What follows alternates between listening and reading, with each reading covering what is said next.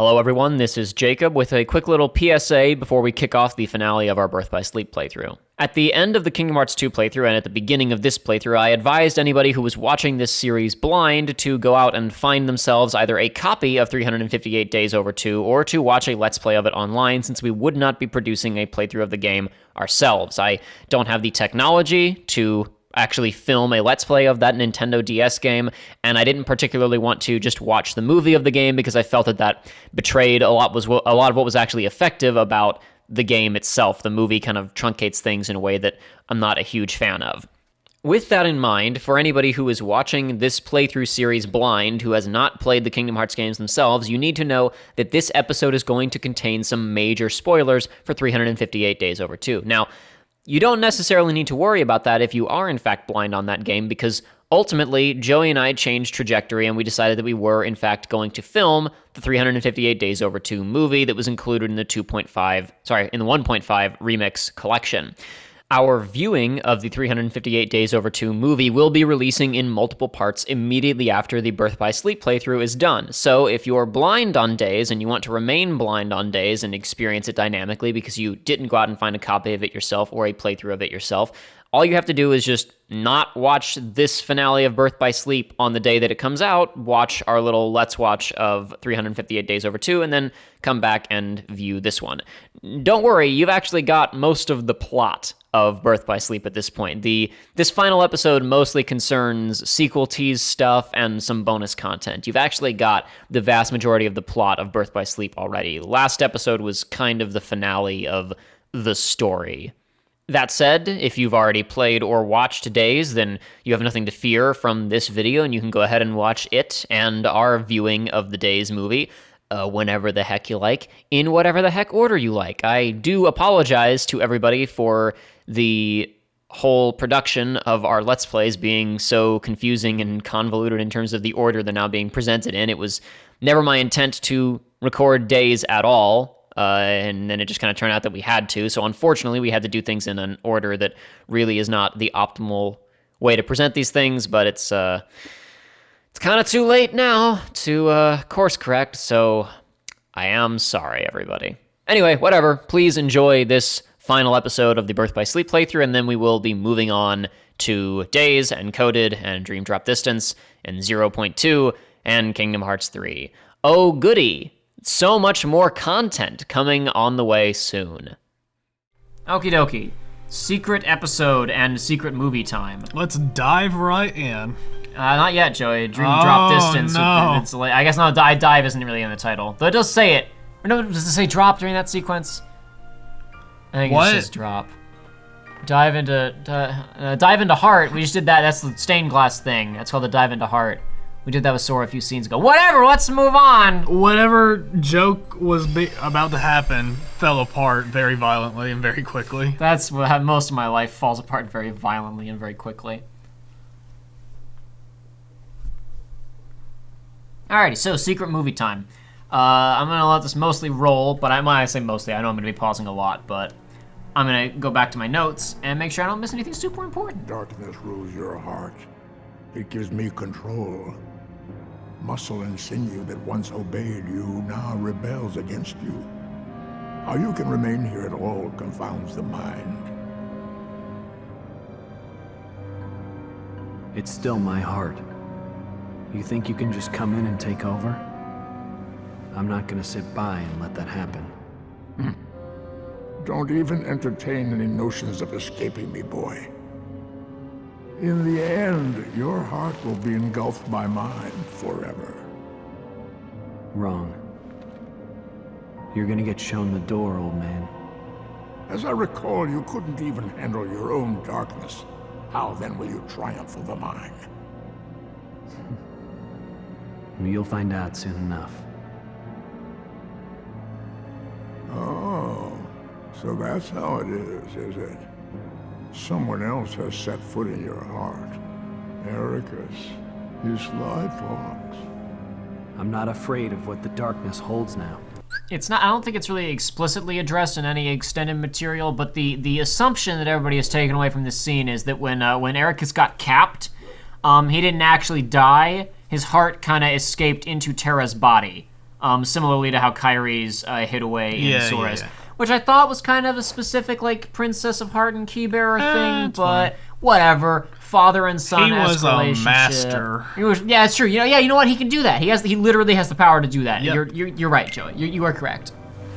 Even if you do wrest control of my heart from me, even if you cast me into the deepest, darkest abyss, you'll never sway me from the one cause that pushes me to keep on fighting. I love how impassioned both of these reads are from both actors. No. Brave words, to be sure. This is we're gonna see this more in some of the future games we get to. It hasn't been so bad in this game, but we've talked a lot about how, what makes a scene, and you need conflict in the scene. You need characters who want different things. Yeah. At this current moment, all these two characters want is to have a conversation. They want to, you know what I mean? They want to deliver and receive exposition. Yeah. So that means the scene doesn't have a lot of energy I'm to a it. patient man.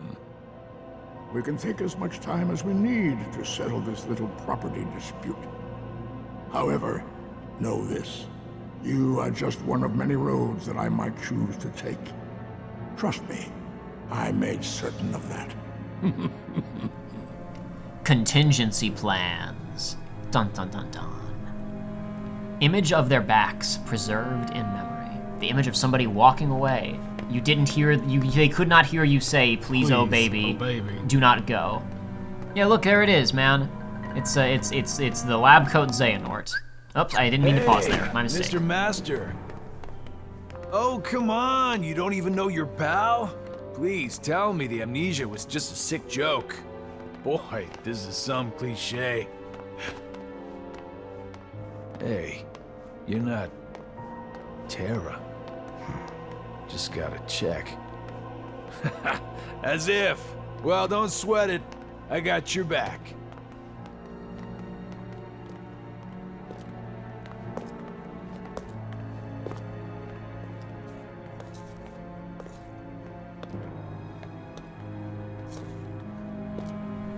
Please don't say anything and just keep eating ice cream and then go to someone else. There, he laughed. He laughed. He ate ice cream. Neither of them were talking. He grunted. He laughed and he grunted, Joey. Is that good enough for you? No. He grunted again. Is that good enough for you? Inquisitive grunts.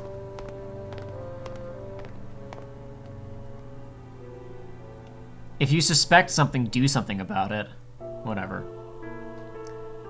Two who were never meant to meet. Hey, it's Ansem the Wise. He's in a coat. He's in one of the coat things.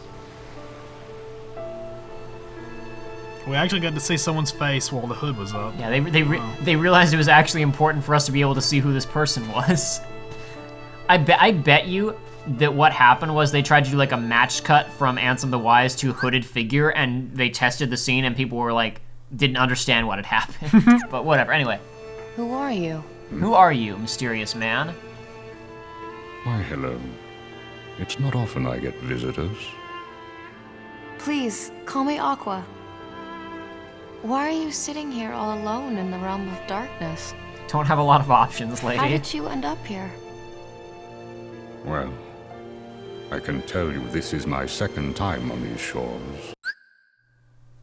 So you may have thought, audience or Joey, as this scene was happening, oh, this must be, before Kingdom Hearts 2, when, he'd been banished to the Realm of Darkness, right? Uh-huh. Since we know they're both there. No. No? This is actually after Kingdom Hearts 2. Remember when he died in that explosion? Yes. He didn't die in that explosion. It sent him to the Realm of Darkness. He's alive. Ansem the Wise is alive. He's in the Realm of Darkness in this scene. Alright. So this is after Kingdom Hearts 2. But unfortunately, much So she just like looks the like this first, after all this I do not time? remember who I... So wait, this has been... It seems that time does not necessarily move at the same speed in the Realm of Sure. Darkness. There was some speculation as to exactly what that meant. Maybe it's something specific about you just don't age there. Maybe time doesn't move the same way. Not quite clear. These things will be elaborated upon later. But yeah, so this is important, partially because it's a bit of a plot hole. He just said, but unfortunately, since I've got here, I don't really remember who I am or where I came from. So he's saying, I have amnesia now. But he also lied. He said, much like the first time I was here, I don't remember anything. That's not true. You will remember from the secret Ansem reports in Kingdom Hearts 2, he very much knew who he was, because half of those documents were written while he was in the Realm of Darkness. Remember? Yeah. He was writing specifically to stay self-actualized, and he was literally relying on his anger and lust for revenge to maintain his sense of self. So, once again, the fact that this series has like 16 screenwriters and none of them have worked, and very few of them actually worked on multiple games, is really biting them in the ass on some of these little details. I am or whence I came. Everything was washed away in whatever currents carried me here. That's too bad. I know I've been here a long time, wandering through the endless hours, unable to escape. You wish to return to your own world? I think that's how most people would feel if they were trapped in hell. Yeah. It's my friends. I promised I'd be there for them. Your friends. Somewhere in the scraps of memory I have left, you remind me of a boy I once knew. Oh, does He she? is very much like you. True to his friends and kind, this boy travels to many worlds and fights to keep the light safe. Keep the light safe? I've been away too long. Did something happen out there? Are the worlds in danger? Sad to say, they nearly fell to darkness more than once. But at every turn, that boy arrived with keyblade in hand to save the day. Huh? Wait a sec. Is his name Terra or Ven?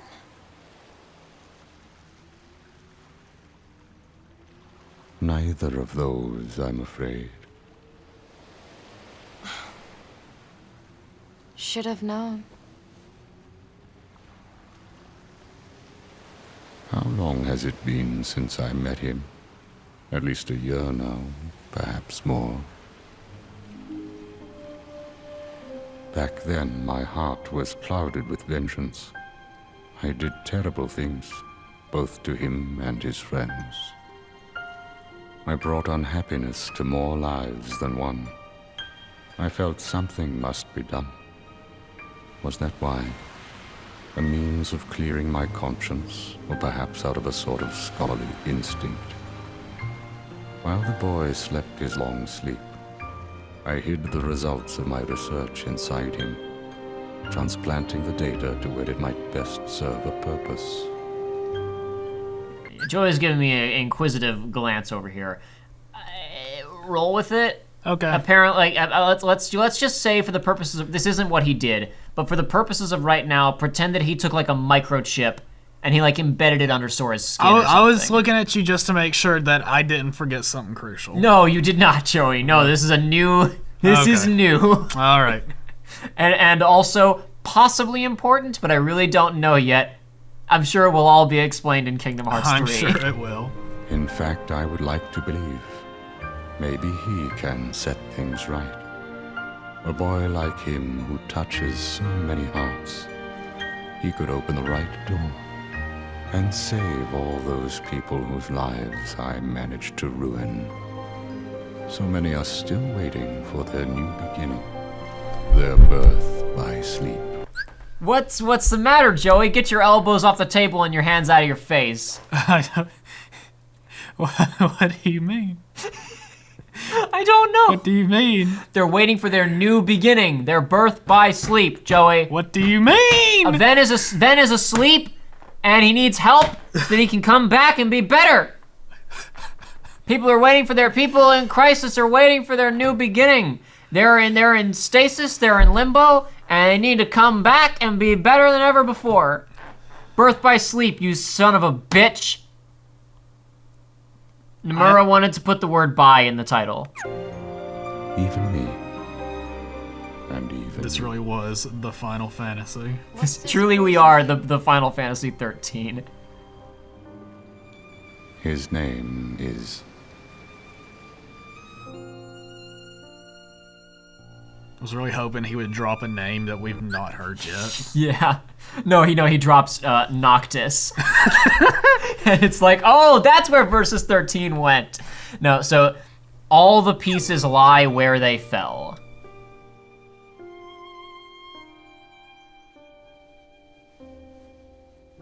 Oh god, that was bright in this dark room. Sorry, It happens. I can't help it.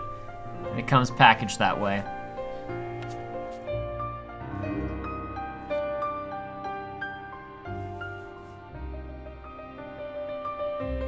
Sora. What are you shrugging for? I'm like, Are you confused about what's happening? no, I'm just like, oh man, I remember that character. Okay, well maybe you're missing what the implication was leading up to this. Okay. Maybe Sora can set things right. Maybe he can help all of the people who are waiting for a new beginning. Cut to Naminé, who's reassimilated back into Kairi. Xion, Roxas, and Axel. Xion's dead. Roxas is reassimilated. Axel is dead. Alright. And they all look to the sky, hopefully, hoping for a better future for their corpses. And they say, together in unison, in a dramatic tone, Sora.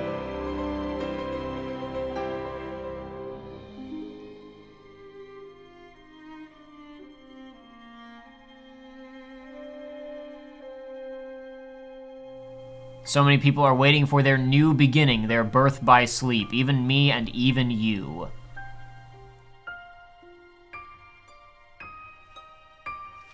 I'm just reminding you of the words that he said beforehand because it's key. Or at least their intent, not the specificity of the phrase birth by sleep. Sora.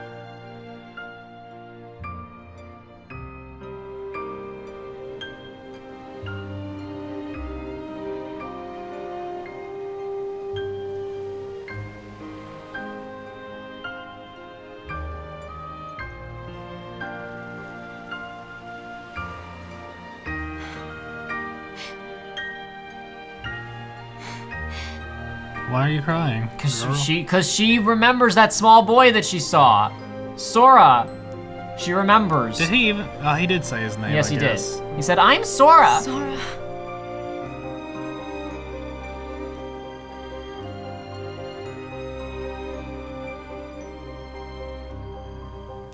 That wouldn't be a tear-inducing moment. It would have been a, oh, I've met that guy. But he can bring hope to everybody, Joey. Okay. He brought hope to Aqua, and then Agua ran from her eyes. Where they wait for all the pieces lie where they fell, where they wait for him.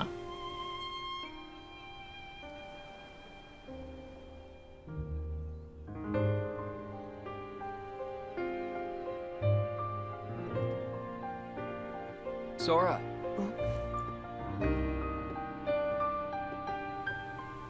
He's got the letter from the ending of Kingdom Hearts 2. Riku.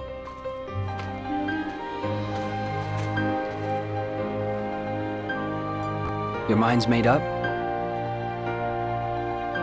Yeah.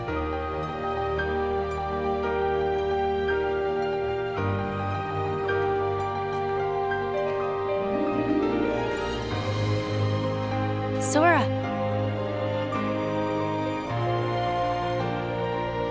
Kairi.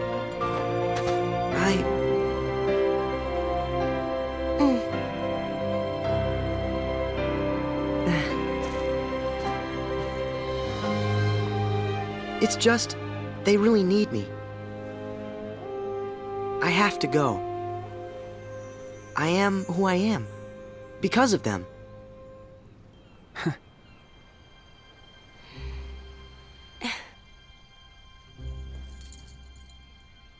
See you soon. Reconnect Kingdom Hearts. We're not gonna be paused here for about 20 minutes. All right. I'd like to get your initial reactions to what we saw first, Joey. What do you have to think? What do you think of what we just saw here? Well, as you shift in your chair uncomfortably, trying to find some way to mitigate the pain. Well, I don't know. I feel like I'm missing something here, just because I'm like, it's like I guess I've lost the significance of this scene. Okay. Hey, Joey. Hey, The letter in the bottle that Sora got at the ending of Kingdom Hearts 2 was, you have to go and rescue all of those people. You have to go on a mission to save Terra and Aqua and Ven and Roxas and Xion and Axel and Naminé. All of these people who are suffering. It's now your mission to go and rescue them all. That was all a tease for Kingdom Hearts 3, essentially. okay. That was all a massive... It might be what's happening in Cage 3 or whatever. Okay. That's essentially what it is. I mean, not even might be. This is like the generally accepted... The reason I say might be is because it was like it doesn't exist yet. Yeah, it doesn't exist yet, and I mean, like the armored cutscene of all the Birth by Sleep people was just a concept, and then they were going to make a game about but it. this is not just a concept. Yeah. I mean, this is a scene. This is what this is now. That's all I'm saying is that's what I meant by potential. Okay, because I guess you mean like the precedent of secret scenes in these is kind of misleading you as to how real this is. Absolutely. That's fair. Okay, no, that's all canon. That all happened, and it all carries the same narrative intent now as it did when this game came out in 2010. Okay. So let's talk about why I hate it all, and I hate everything about it. I hate everything about that scene. Well, I guess first of all, one thing I don't hate about it is it's pretty well produced. The way that the music builds across that entire sequence to the end, kind of hinting towards Sora and our friends as the music builds, and then it kind of comes to the end. They all look up at the sky and they say the Japanese word for sky. Yeah. Their hope for the future. It's a very well produced scene in the same way that a propaganda film may be very well produced, but that doesn't necessarily mean that I have to support the message behind it. So when I first saw this, I had two really base guttural reactions to it. One of them is very simple, and I can explain it very quickly. Remember how at the end of Kingdom Hearts 2 I pointed out very heavily how every single line of dialogue that Kairi had was some variation on the theme of, I want to go with you guys, you shouldn't have to do this on your own anymore, I want to fight too, I don't want you to leave me behind anymore, I want to be with you from now on, we will never leave each other's side from here on out. Every single line was basically emphasizing this one extremely key component of her character. Which is thrown out the window. See you soon. Bye. For what reason? Why, huh? Why not? Why can't she just go? Is there a reason? I don't know, because the game ends there. But it certainly does feel a bit weird to have her do literally the exact opposite of everything that was clearly stated about her character in the previous game. But we're going to move on from that because that's a relatively self-explanatory point. And it's so, like, it's one line of dialogue. We have, she's barely there. It's not worth talking about. I really don't like the entire intent behind this scene. Because I think this was really, for me, my turning point with the series, where I felt because I still liked Birth by Sleep when I originally played it, but this scene filled me with an intense sense of dishonesty. Because, so I respected Days when I played it initially for telling its own little story that ended with a relatively unexpected and serious character death. So Xion's time was limited from the beginning. Yeah. She was either going to have to get put on a bus and sent somewhere else, or they were going to have to kill her, right? But I thought that it was neat that Days didn't really impact the canon that much. Someone just clearly wanted to tell a little story about these characters. I wasn't as taken by the endings of BBS where, Terra gets possessed, Ven gets blown up, Aqua gets sucked into hell, partially because that style of conclusion felt a little bit played out by this point. I'd seen it done already, and I'd seen it done more effectively in Days, with a more effective build to it, and what felt like a more satisfying and logical conclusion, I guess. I don't know. I've said before that I feel like Terra's story, while it doesn't really impact his character arc, it feels self-contained in 3-act structure and, whatever. That one's fine. But then I watched this a little while after I'd watched the rest of the game, because, again, you got to remember that I experienced Aqua's kind of separately because I didn't get to play it myself, and then I experienced this separately even after that, kind of the Blank Points movie. I saw the ending of the story where she beats up Terra, but this secret scene kind of escaped my attention for a little while after I originally beat the game. And it was when I saw this that I realized I'd been bamboozled.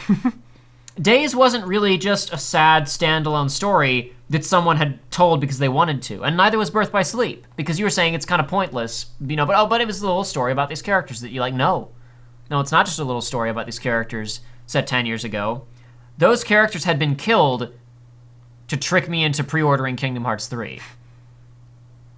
You know what I mean? Yeah. Well, it's all set up for it, but Yeah, but it's like, I guess the point is, you what don't did care about these characters unless Yeah. you play the side content, and Well, you need to care about these characters because it's going to be a main focus. Number one, yeah, that's a huge problem for mainstream consumers who like, what if they don't play Days? What if they don't play Birth by Sleep? And this huge big chunk of it is, we got to save all these characters you've literally never heard of and don't care about.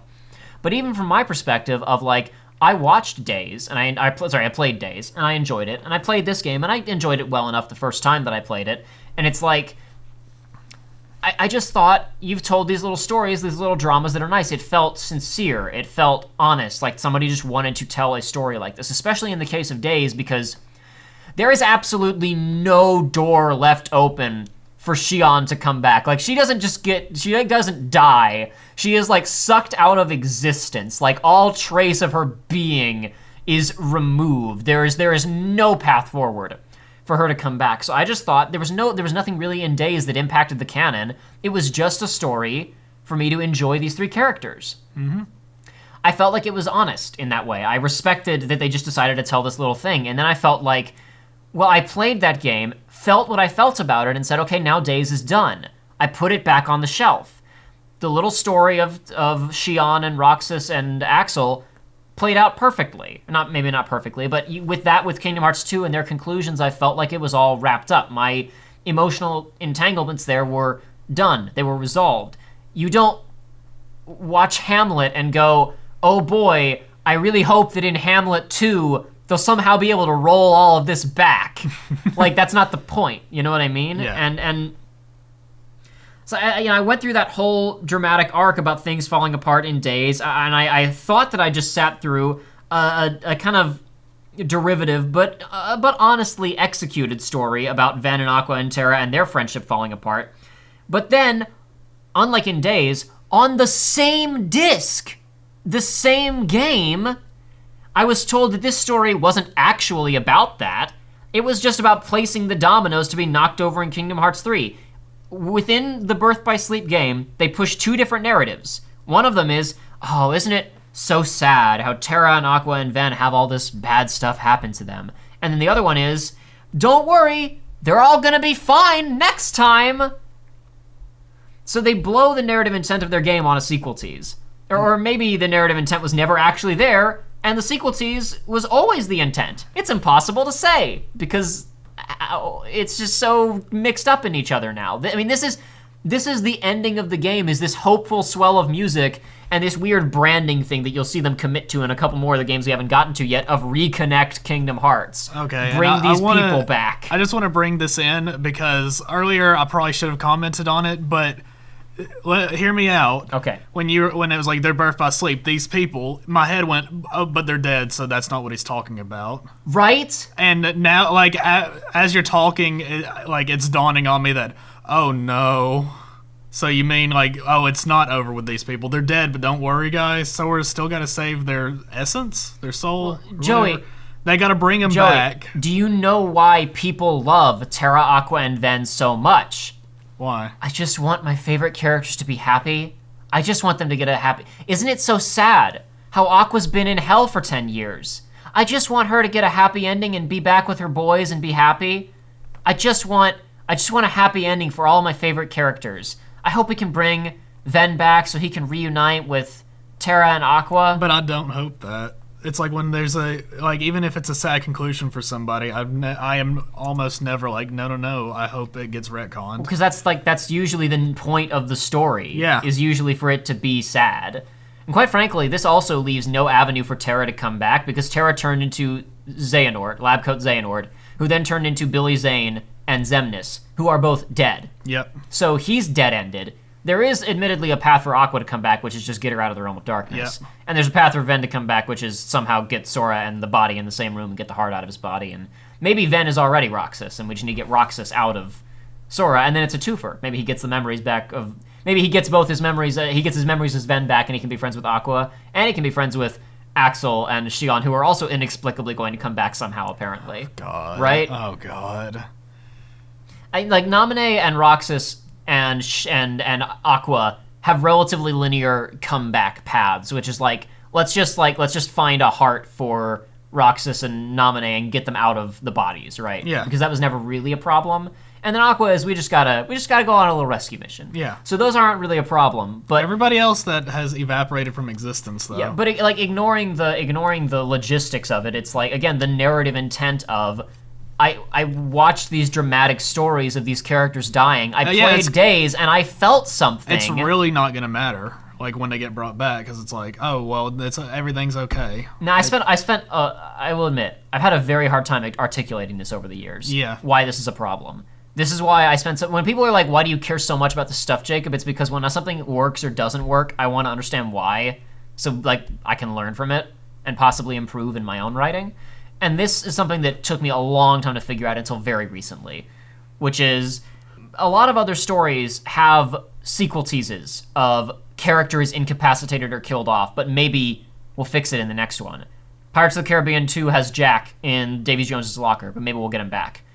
Empire Strikes Back has Han Solo frozen in carbonite, but maybe we'll get him back. Avengers Infinity War has what it has, but there's going to be another one, so we got to do something, right?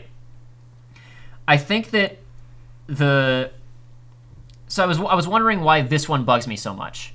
I think the key thing to point out here is that most of those other stories that we're talking about, like the examples that I just used of Pirates of the Caribbean 2, Empire Strikes Back, and Avengers Infinity War, still would have worked if you hadn't killed off or otherwise incapacitated those characters.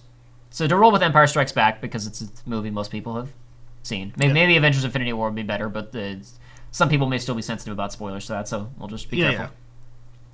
If Han had gotten away safely in Empire and wasn't frozen or whatever, the story still would have worked. If Mickey and Riku would have been okay in Kingdom Hearts 1, if they'd been okay in that game, the story still would have worked. Like, you wouldn't have had that little cliffhanger ending, but Kingdom Hearts 1 still would have functioned perfectly well if they'd been rescued at the end, right? Without Terra and Ven dying, quotation marks, and Aqua getting trapped in hell, there's basically no story in BBS. Like, there's nothing else to it except for the dramatic weight that is lent by those tragic conclusions. Nothing else really happens.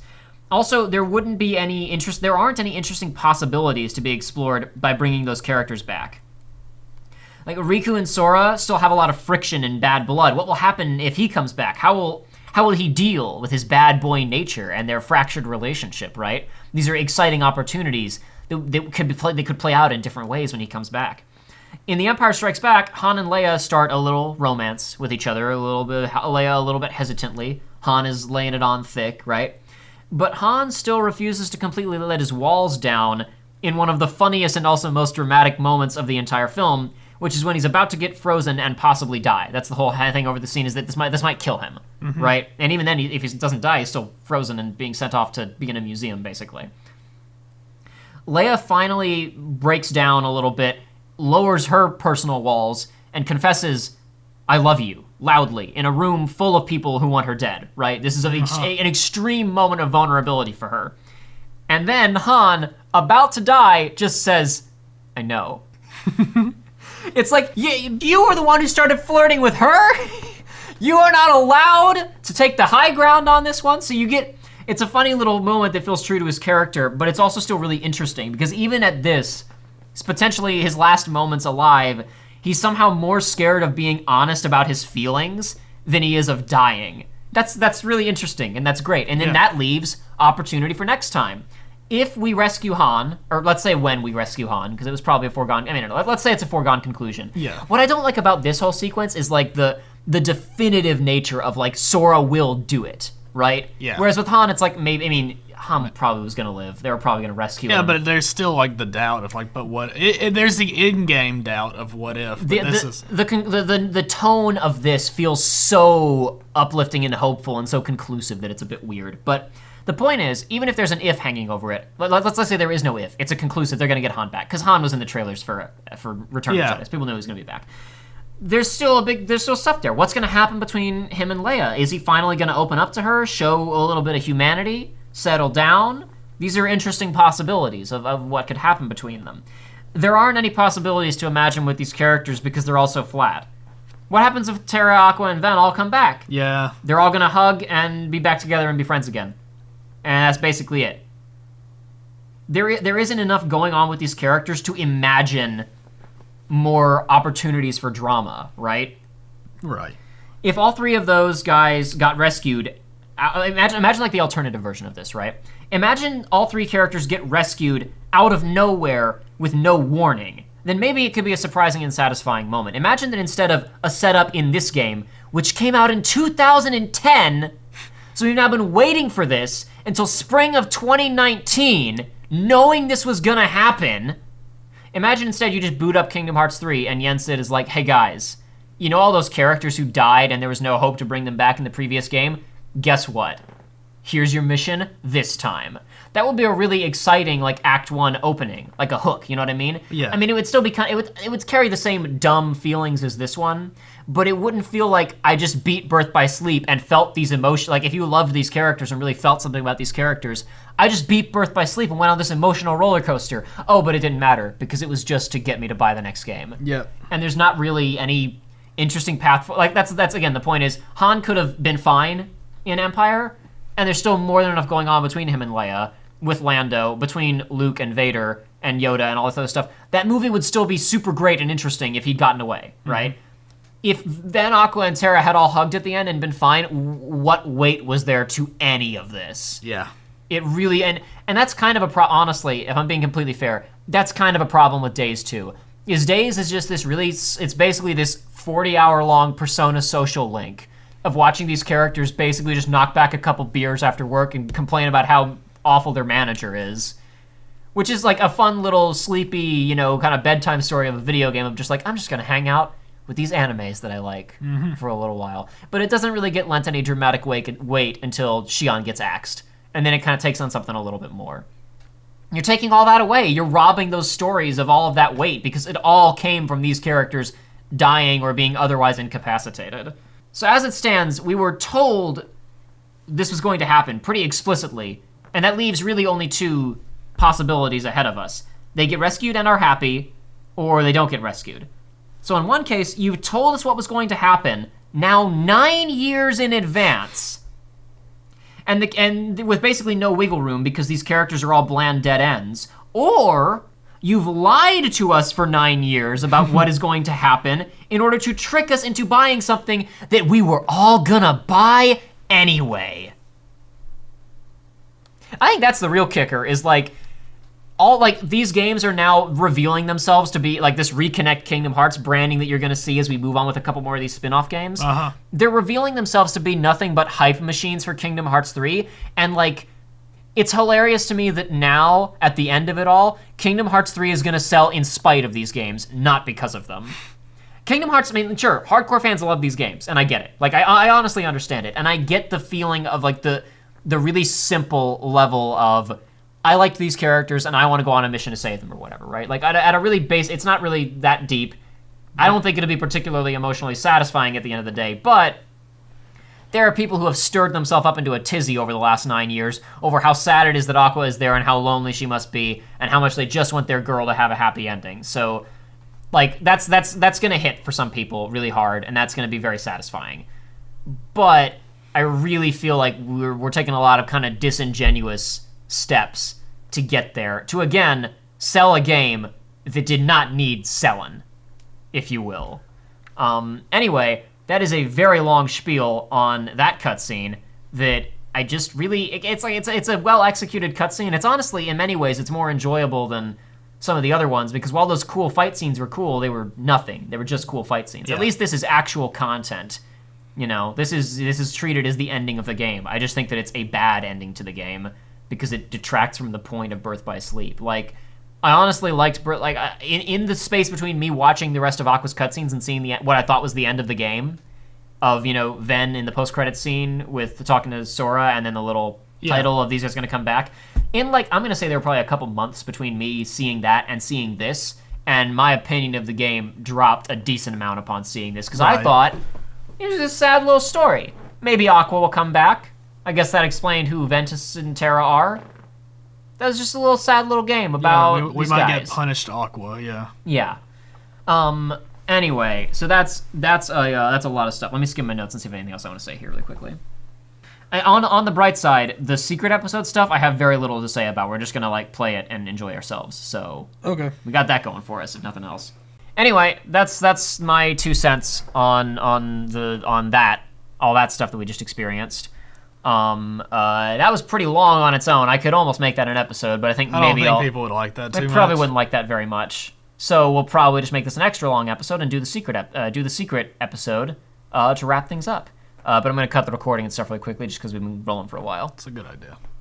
Alrighty, on to the secret episode, Yeah. which is the final mixed exclusive content that I was talking about previously. Yes. Now I got to preface this a little bit, Joey, because what you're about to see here is going to feel really weird because it is not a conclusion of the game. It's just extra stuff. This is the best way to describe this is a demo for a game that Tetsuya Nomura wanted to make and did not think he would be able to make. Okay. My meaning behind that will reveal itself shortly. Number 1, the beginning of Kingdom Hearts 1. This is Sora sleeping on the beach and Kairi running up. The number 1. Okay. Why are you walking up here again, Aqua? This is right before that scene started. You're seeing things from different perspectives and different points in time, Joey. 0. Kingdom Hearts 0. Even though technically the scene we just saw of her walking up to Ansem takes place after Kingdom Hearts 2. Whatever.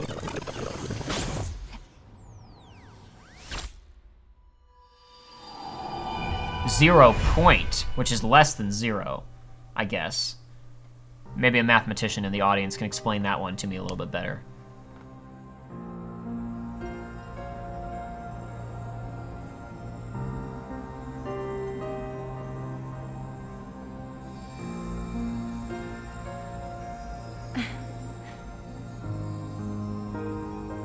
As long as you're with me, I'll always find my way back.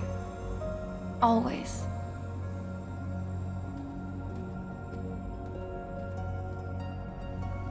Okay.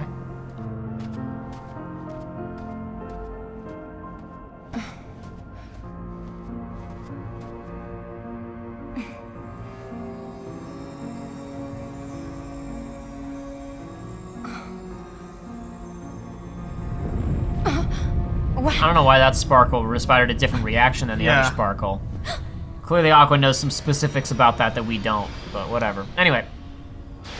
So this here is implied to be kind of like an opening to the realm of light that then darkness is pouring through. So we are now, again, with time moving a little bit differently in the realm of darkness, this is pre-Kingdom Hearts 1 genocide is starting to kick off, basically. Oh, okay. Of the Heartless pouring through into the realm of light. And she's kind of observing this from the other side of things. What is going on? I guess it was fading before, but the fading sparkle looked the same as the sparkle, so I don't know. Okay. So this is, what they're trying to say is this is between Kingdom Hearts 0, that is to say Birth by Sleep, and Kingdom Hearts 1. And we got a map. Okay. I love how the first thing that happens before gameplay even starts is completely demystifying the realm of darkness by giving you a map. But whatever. It's funny that they called it 0.5 because I don't think they had the 1.5 and 2.5 naming conventions in mind yet in 2011 when they made this or whenever. But basically, Joey, what you're about to see here is a concept for a game about Aqua being in the realm of darkness by herself, having sad times. Okay. Essentially. Can't equip anything else in here. We only get the Master's Defender. Okay. Because we sent the other one back with Terra, I guess. Yep. No, I don't want to meld. Crap, wrong menu. I want the Mob Masher. Vanitas is already vanquished, so we won't be needing that one again. Nope. Maybe yeah. maybe in KH3. Maybe when there's a mini game that involves melding. Anyway, so essentially, what I think we're gonna talk about this more as it goes on, but essentially what I think he pitched was, hey, I want to do kind of a mood piece game about Aqua wandering around in the realm of darkness, fighting like kind of like this really oppressive, continuous, drama of this unrelenting force of darkness and this crushing loneliness that's coming down on her, and her being alone and dealing with these insurmountable odds. Right. We'll talk about some other elements that presumably would have gone into this game that doesn't exist in a minute. But I assume that he knew that no one was ever going to greenlight that, because you go to Disney and say, hey, I want to make a game about my OC running around in hell and there's no Disney characters. Their response is going to be, Nope. huh? Who? What's an Aqua? Wait, OC, that doesn't sound like a Disney character. Anyway, so, So yeah, now that we're in the Realm of Darkness, we're actually fighting Heartless again. Okay. Now, we could fight them, or I could just, you know. Yeah. Do the standard. That's just killing them. That's correct. You're not even... Alright. Is there I a guess I set could always amount? throw one of these in just for good measure, but there's really no need For even. funsies. Oh, that's funny. You thought you were gonna fight me.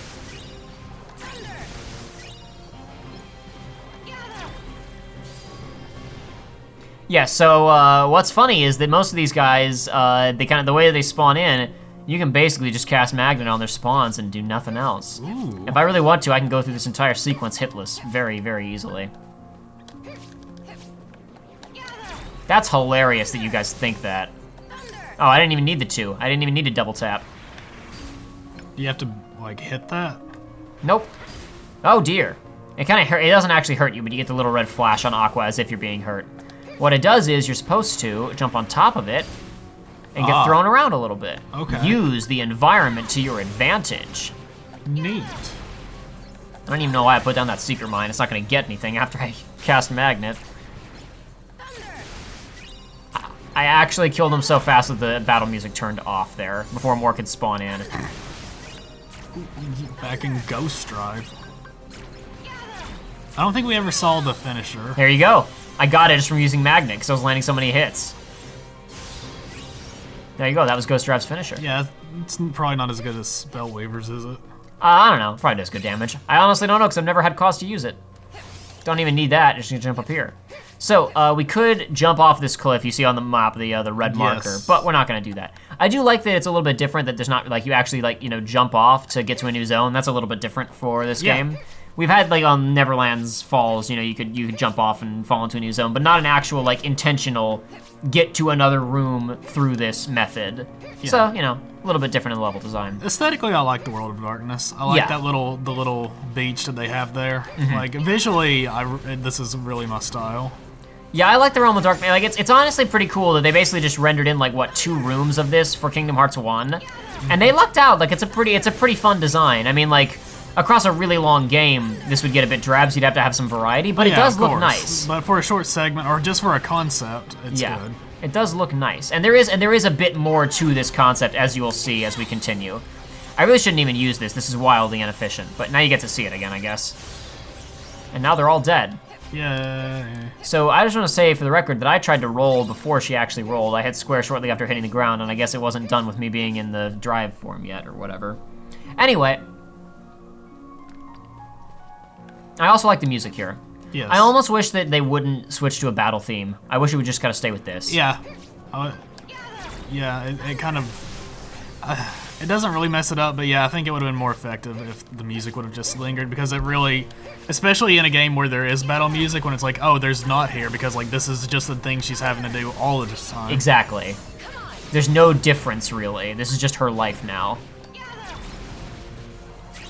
It's not that hard of a life, honestly, if she has all these magnets and things. Let's pretend that she doesn't. Well, you know what? Even if she does have these things, she's been here for a long time. Yeah. No one to talk to. Oh no, it's a hellish existence for Yeah. sure.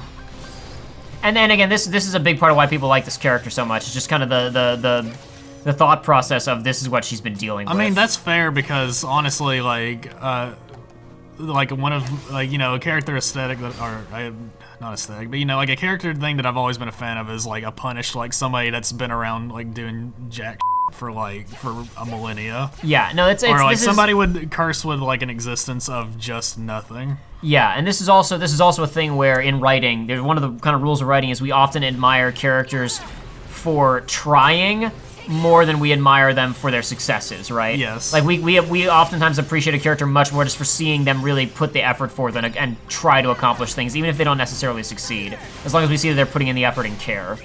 So having Aqua just keep going and pushing through all of this with no real end in sight is an admirable character trait for sure. Come on, Aqua, you can do it. Oh no, you I stopped using magnet. It was a mistake.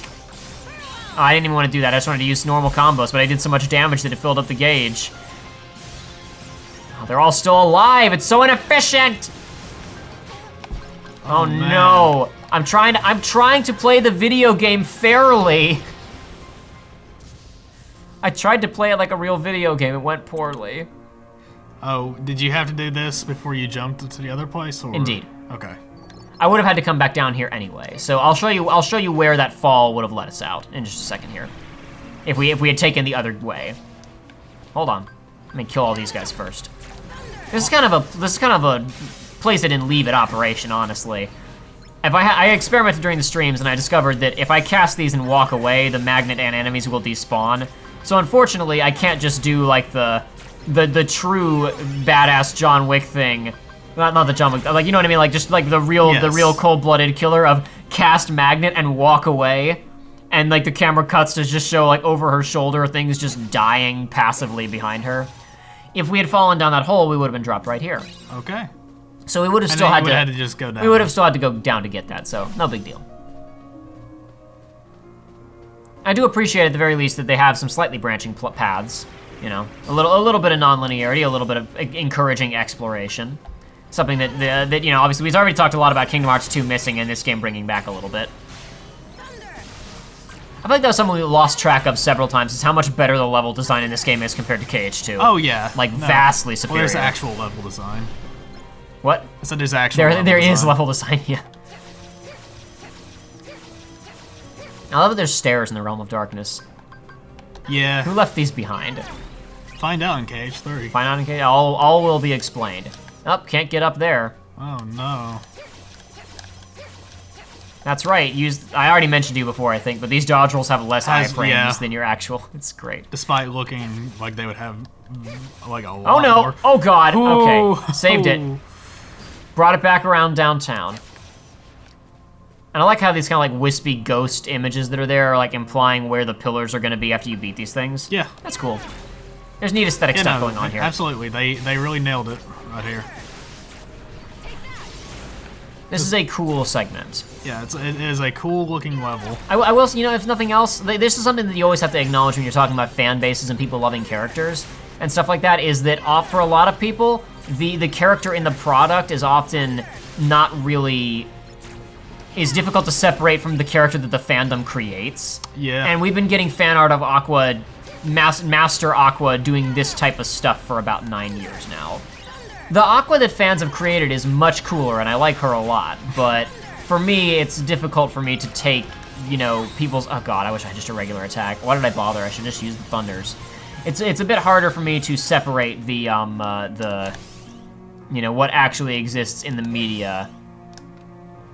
I mean, no, sorry, it's not harder. It's a bit easier for me to separate what exists in the media and what's in fan-based stuff, like... Fan created Aqua is great. Game created Aqua just isn't as great. I believe it. Though I have, you know, actively avoided the community, obviously. Yes. Well, if we're fast, you'll have about 1 week to enjoy the community before Kingdom Hearts 3 comes out. Well, hopefully we'll be able to keep up a little bit more, a little bit easier. Sure. Because I don't know how easily I'll be able to, like, I'm able to avoid all this because it's been irrelevant for a bunch of years. KH3 is going to be real big. People are going to be very loud about certain things. Yeah. I mean, you already know from the market, like, there were things you were actively trying to avoid the KH3 marketing, and there were certain things that I know that you saw because everyone saw them. Yeah, I know, I'm thinking of one particular character with yellow eyes that's from this game. Oh no, stop right there, chest. I almost walked off the edge again. I got a secret gem, Joey. A secret gem? Yeah, for melding. Oh, boy. Remember that? Remember, you really need that. What's remember that over there? Scarface? Yeah, so that over there we couldn't jump up to previously, remember? Yeah. In the next zone, there are going to be multiple, like, kind of floating platforms, and if we fall off them, we'll land in that area. Oh, no. But we're going to cheat. Oh? Well, I don't want to waste my time going through a load zone to show this off, so we're just going to go over there this way. Nice. I'm going to just set it and leave it. I guess I'll just go ahead and kill him. Why not? Go ahead and do that double tap. Yeah. I'm going to attempt to recreate some stuff from the stream for you. Oh, Transcendence. see, look, I walked far enough. Did you see that? I walked I like 2 did. feet away and the magnet despawned. Okay, if you keep your eyes on it, it stays. That's the secret. Oh, you man. can't look. You can't be a cool guy who doesn't look at explosions. You Your have to character look. can, but you can't. Huh? Said your character can, but you Yeah, but you cannot. can't. Oh no! You know what it is? It's the game forcing you to frame it in a cinematic way. Is what it is. They knew you would want to do this, and they gave you they encouraged you to do it. They gave you the tools necessary to create a cool cinematic moment. So what is Transcendence? Transcendence is a move that I'm going to put into my deck now. It's terrible, but I want to show it off anyway. Nice. Ooh, yeah, there they are. That's them. Those are the things that I have. Transcendence creates an anti-gravity field. No enemy can escape, then deal damage by sending them hurtling in all directions. Uses 2 slots. So just gonna- in theory, this should be better Magnet. In theory, it should be better Magnet, especially considering it's 2 slots and has the exact same description as a Magnet spell. Except for, like, oh, it's Magnet, but with big damage, guys. Yeah, Magnet, but big damage. In it, no enemy can escape, and it throws them in all directions. Big damage for big boys, or big girls, as it were. What was the email you sent me titled yesterday? Big leagues for big boys. Yeah. Oh, yeah, I had a chuckle at that. Joey wanted the, oh no. Oh, no! Joey wanted the leaks put out by the guy who stole the copies of Kingdom Hearts 3, because again, from our perspective, there's nothing in there that I think either of us care about seeing. Oh, no. And you wanted to be able to not... I imagine your friend actually cares more about the video content, but you just wanted to share the audio content with him. Yeah, well, he didn't mind any of that Okay. stuff, but he had Either a good way, you chuckle. could have just played the video and just like, you It know, wouldn't have not- mattered, yeah. The not shown video the video. doesn't matter. It's the audio. You're there for the audio experience, not the audio visual experience. You're there for the comedian in question. I'm basically in the mob. Oh, you got a little enemy encounter for me. That's cute. Done. I seem to be. Oh, you know what? I'm on. You know what it is? I'm now on proud and not on beginner, or it's not on normal. So that's why on normal, I would cast 1 magnet and all these encounters would die. Right. But it's tougher now. You gotta press triangle twice. That's correct. I do. That's actually gonna mess up what I wanted to demonstrate in this next sequence a little bit, but oh well. I just realized that actually what I was about to show you is not gonna work as well since my damage output has been nerfed, but that's fine. You'll still get the idea. Okay. Here's the idea, okay? Trend hit? Oh, you got level 2. Yeah, okay. So dark balls and shadows die basically instantly. I guess in the dark balls don't, but shadows die instantly just from magnet picking them up, Yes. right? Like they literally don't even get pulled in. They have so little health.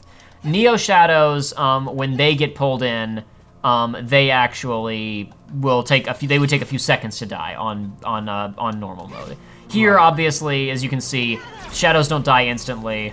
I have to give them a few seconds. You know, they don't take enough damage. I have to double tap with thunder. Okay, then this isn't gonna be as hilarious as it was during the streams. It's still gonna be pretty hilarious, though, I think. Are you waiting for Transcendence? Oh, it doesn't need to be a leveled. It doesn't matter. So here we go. So this is getting around to proof of concept stuff, and I'm gonna talk about this more in a few minutes. Okay. Okay. The idea of an unrelenting horde of enemies coming down on Aqua at all times, right? No. So we're gonna do kind of a Battle of a Thousand Heartless type thing, where it's just this continual waves and waves and waves of shadows and Neo shadows, right? Okay. Imagine they all die instantly.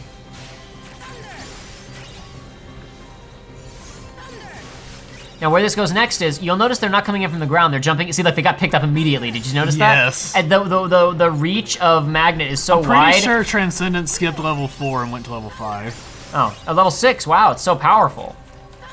So they get sucked in even from the farthest sides of the map, and on the normal, they literally die as soon as their hitbox is enter the world.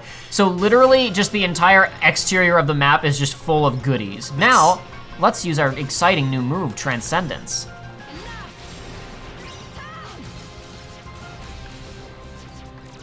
What? What do you mean, Joey? What do you mean, what? What just happened? Wait, and there's confusion on that enemy now? What did it actually do? Well, first of all, it made me vulnerable. They could still hit me during that. Any enemies who were Oh god, I just saw your health bar. Good Any lord. enemies who were under the ground while the animation started weren't affected by it. Oh boy. Because the magnetism of Transcendence... Can you do that in the air? Transcendence? Like, can you jump and do it? It hardly matters. I guess so. No enemy can escape from it. Or we could just, you know... Hold on. Oh no. It's fine. Oh no, it's not fine. Oh no, if only your ghost drive was maxed out right now. Oh wait, no, you could do it if you wanted to. Never I mean, mind. it's useless It's compared to absolutely- it's useless compared to Magnet. But you'd be able to get it off instantly instead of getting hit out of it. So I'm not quite embarrassing this encounter as I did during the streams because we're on a higher difficulty, but I think you can still see it. I get the idea. And I also love that the one ability they give you in this zone is like, hey, this transcendence thing is going to be really useful in that final fight against all those Heartless. Nope. Like, you can see it, right? Why Yeah. that chest is there. Oh, man, like, if they have a hard time against that fight and they have to retry it, maybe they'll go back and they'll fall through the hole and they'll find that chest and it'll make that fight a real cinch. Nope. Or get them killed. We did it! Yay! You can also skip that fight if you double jump and do dashes. You can Really? you can totally skip the loading zone for that fight. That's great. I don't know how, I haven't seen it, but I've been told that it's possible, and I believe him. I believe it. Are you gonna take Transcendence out, or do you even? Oh, I'm changing to Boss Basher because that was the last normal room in this secret episode. Like I said, it's very short. Okay. We have one boss fight and then that's it. Well, we have one boss fight and then a cutscene, but the cutscene will be relatively brief in terms of talking about it. It's not gonna be like last time where I was breaking down like almost every line or whatever. Or I was breaking down like this entire. I wasn't breaking down every line. We actually watched it mostly normally, but you know what I mean. Where I had this whole thing afterwards of like, you know, Yes. what this represents for the series and kind of the problem of all this, like, you know, placing all of this weight on basically explaining what should be first act setup of Kingdom Hearts 3 9 years before Kingdom Hearts 3 comes out, which places a really, really hard burden of expectation on Kingdom Hearts 3, where they're either gonna A, do exactly what's expected, which will probably be boring, or B, do the opposite of what is expected, which then just, why did you lie to us for 9 years? We just went over this. But anyway, Yes. point being, this next scene isn't really like that. Okay. Basically, it's just going to be explaining more what the concept of this game was. This game that could never be. This game that was never born. Or perhaps it was. We'll get to that momentarily. Was it born by sleep? A little bit, yeah. I also like that in that last zone you noticed that the skybox was a little bit different, starting to get some red hues in there. Yeah. A little bit more jagged kind of tone. So again, we're even in these three zones mixing up the aesthetic variety of the Realm of Darkness at least a little bit. Originally, the fans' translated name for this boss was Red Eyes, but my understanding is that he actually has a different name. I don't know what it is, because you gotta remember, this stuff didn't exist in English until a couple of years ago. It's the Nargacuga from Monster Hunter. Sure thing, whatever you say. So, like, this looks really different. The white trees kind of look like the ending of Kingdom Hearts 1, that little sandbar that you see, like, where the door appears. Yeah. Kind of more clouds in the sky instead of the just dark skybox. The point is they're clearly just in these couple of rooms squeezing a lot of aesthetic variety out of this basic idea, and it's admirable. Yeah. This monster. This is no unversed. Did she not realize the other things weren't unversed? I don't know. Oh. I am a little bit confused about the fact that they were never briefed on the like, you'd think they would at least know that Heartless exist. I know that they weren't a big deal in Kingdom Hearts before Ansem's / Xehanort's experiments that, you know, mass-produced them. Yeah. But if a heart gives over to darkness, it becomes a Heartless. That's been established for forever. They become a pure-blood Heartless. You'd think that Keyblade Masters would know this type of stuff. Oh god. Let's roll again. What the heck? That's neat. Yeah, it's a neat little gimmick. It kind of slowed down weird the first time that I rolled. I gotta, hold on. I gotta wait for this. Okay, I keep thinking that you're supposed to roll during the first person animation is when he's supposed to get to you, but it isn't really, so. Oh, hey, look at all those, I can't control the camera right now. Oh, it's because it's locked onto him. That was what was happening. Like, from off screen, I was locked, like, you know, understand what I mean? Yes. When he jumped off, the camera was still trying to point towards where he is, quotation marks. Okay, now I have kind of control of it again. And it's being wrested away from me. Okay, now we're gonna start a real fight here. Okay, I was about to say. I was just like, whacking him. There was no. I just wanted to, you know, whack him with Keyblade a little bit. Now we're gonna fight him for real. Don't worry. Okay, I was about to say, if that was the entirety of the standard fight, that would be very annoying. Yeah, no. Oh dear. Now this fight isn't terribly difficult, but he does have decent damage output, and he moves pretty fast. So I do have to watch myself a little bit. It's not too bad, but you know. The main thing about this game that you, again, when you realize upon more playthroughs is if you have all your magic hastes and Leaf Bracer, and you have 2 cures in your deck, you'll basically never die. Oh wow, Rhythm Mixer, great. because they'll reload fast enough that enemies really can't damage you fast enough that you will not have the opportunity to heal yourself. Right. Well, let's remix this guy's face. Oh, let's break it down. I noticed during the streams also, I didn't hear it just there, but when Rhythm Mixer gets activated, you hear a voice in the background that goes, let's go, or let's do it, or something like Really? that. I don't remember exactly what it was, but you hear a little voice in the distance. Oh no. There's a lot of cool visual effects with this guy. Yeah, I'm seeing this. Okay, well, I tried to use Leaf Bracer to tank that, but it didn't work exactly. Not the way I wanted it to, at least. It did not go according to Keikaku. Have we seen Rhythm Mixer's finisher? Oh, that's what I'm trying to get to, but it's not cooperating.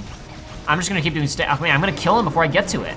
Oh. Or we're gonna kill him, or we're gonna kill him. Here we go. We're gonna kill him with it. Uh-oh. Here we go!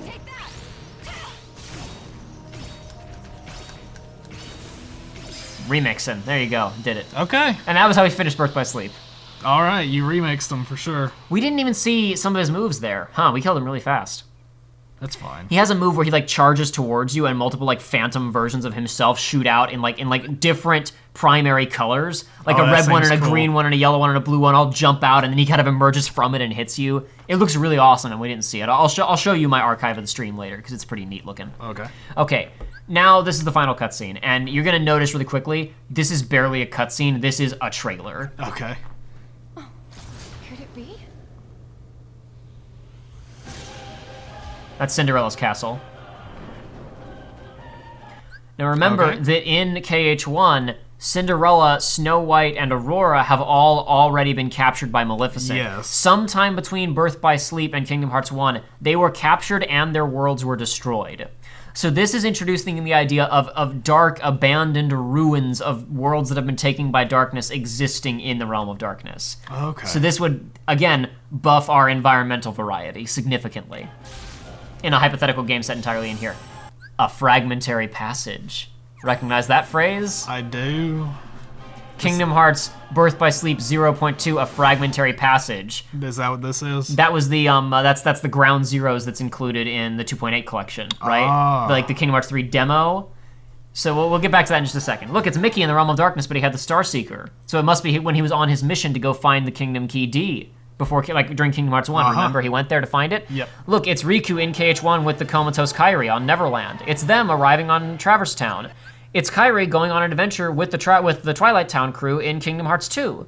They did something else before Axel came to kidnap her that we didn't get to see.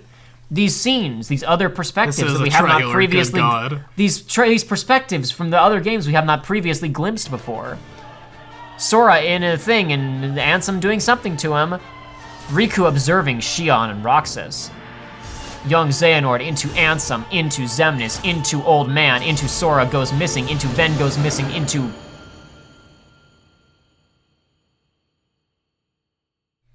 But it never came out. No. It's because, again, the idea of you want Yes. to do a... So I'm going to explain this how I explained it during the pitches, during the stream, and you're going to get it even more than people in the chat did, because I imagine most of them were confused. I think what he wanted to do, from what little information we have about it, what that trailer implies, and what Fragmentary Passage wound up being, I think he wanted to make Kingdom Hearts ODST. Gotcha. I think he wanted to make a story about Aqua wandering around in this oppressive, drab, sad environment, fighting enemies against insurmountable odds, ill-equipped, no backup, occasionally stumbling upon how did this thing fall through a portal into the realm of darkness? Where did this come from? How did that lady's helmet, how did Buck's helmet get here?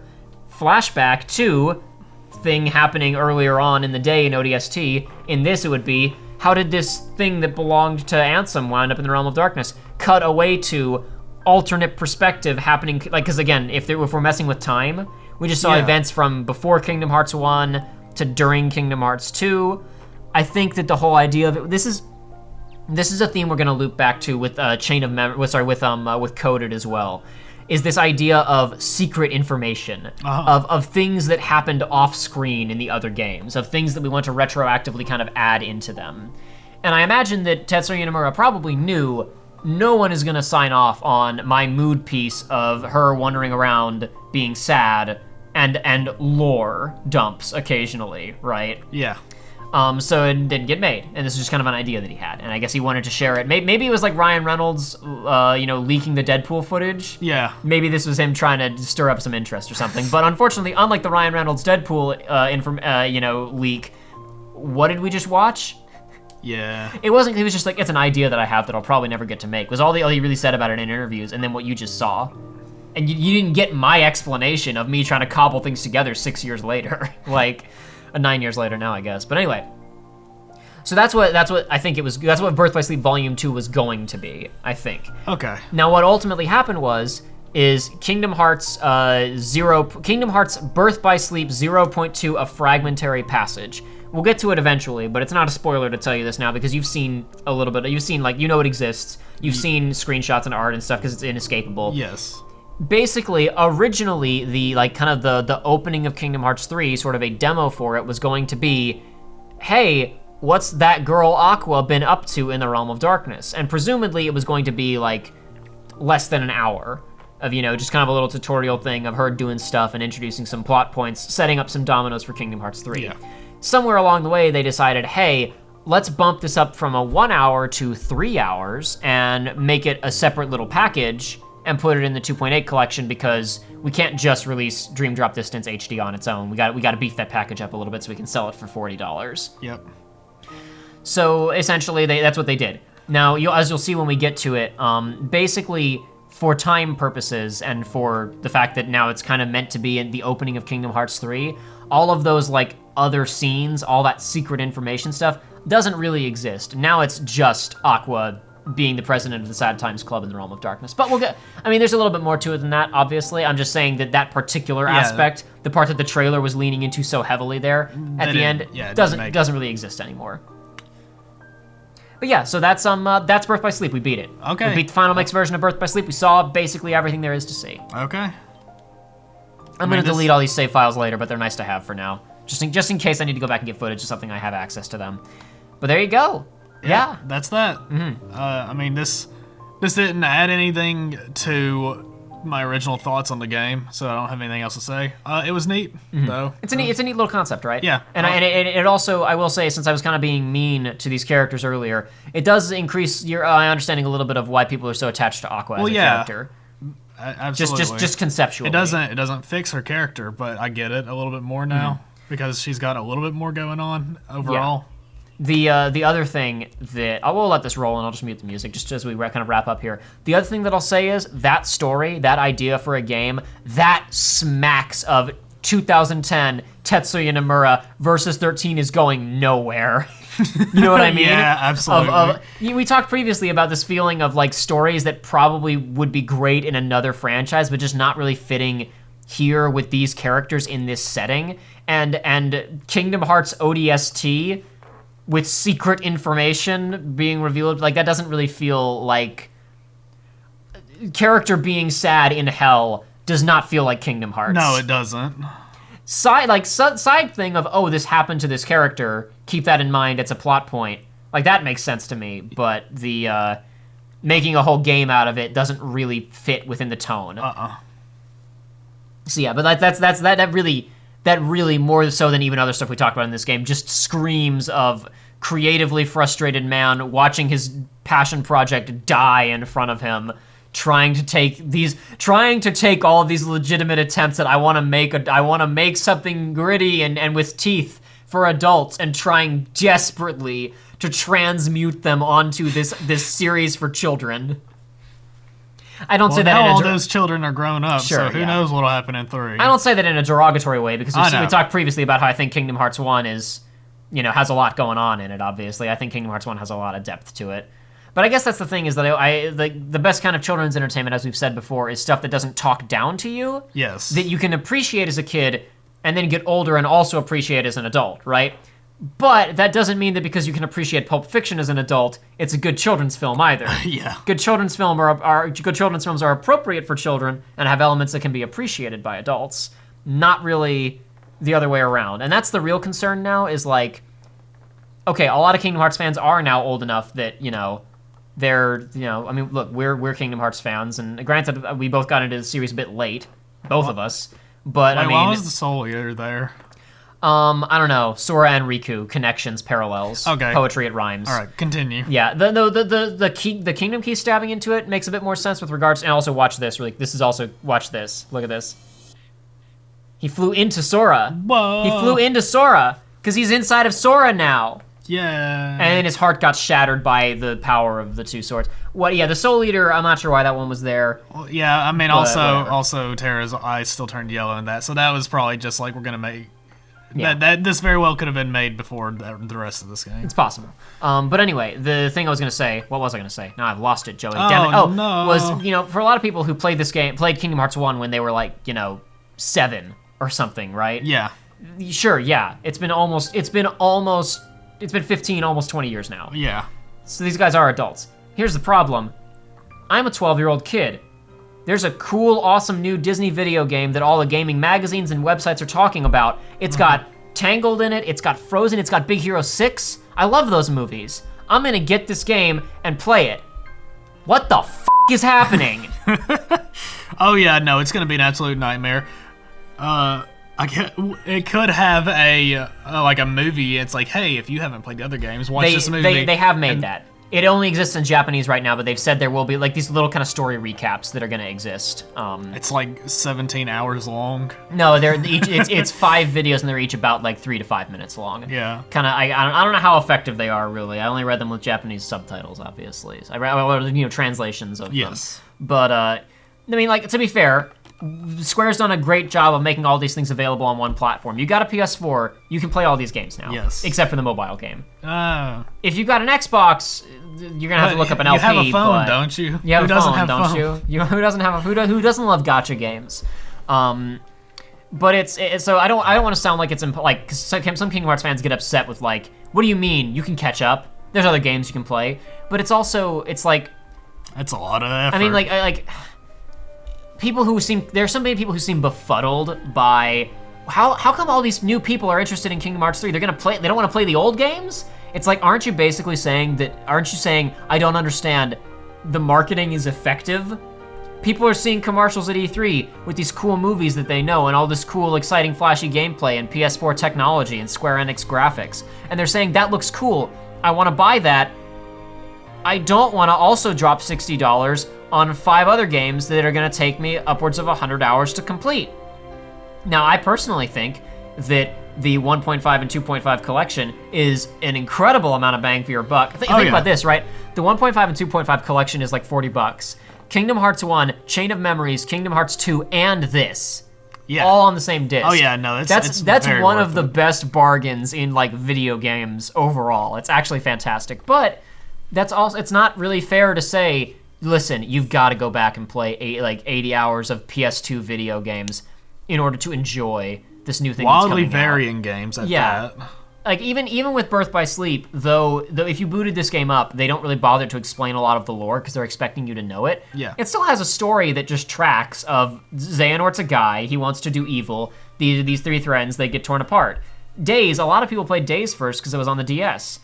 These 3 people who are in some kind of weird Game of Thrones-y drama about people getting axed and drama and people trying to climb ladders, and they're trying to keep their friendship together amidst all these conspiracies, and then it all kind of falls apart in the end. But there's some Disney backdrop to that, and you get to watch these little cute scenes with the characters, right? Now it's like you're walking into Kingdom Hearts 3, and minute 1 it's like, okay, Sora, you gotta go on a mission to rescue all these other people that the audience doesn't know.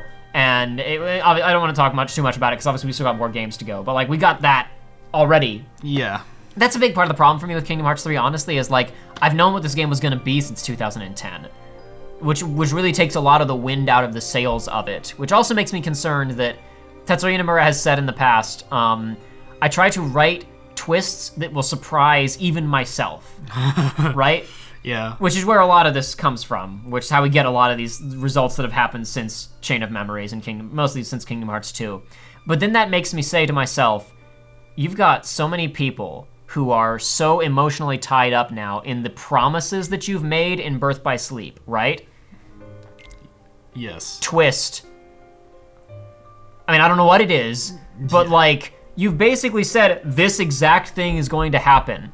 I could find in about 2 minutes for you with some very brief Google searching Tumblr posts, Twitter posts, Reddit threads of, I just want my character, I just want blank character to come back and be happy. Because since 2010, that's been promised to us. But what if they decide, lol, twist, actually, character is really dead and there was no way to bring them back. Actually, twist, Sora is dead and now Ventus needs to rescue him. Like, I don't... Yeah, I know what you're saying. Kingdom Hearts 3 isn't out yet. Kingdom Hearts 3 could be amazing. I don't know. Really, I don't. Like, we'll see. But that's when I've said previously that I'm not excited for Kingdom Hearts 3, people have wildly misinterpreted that.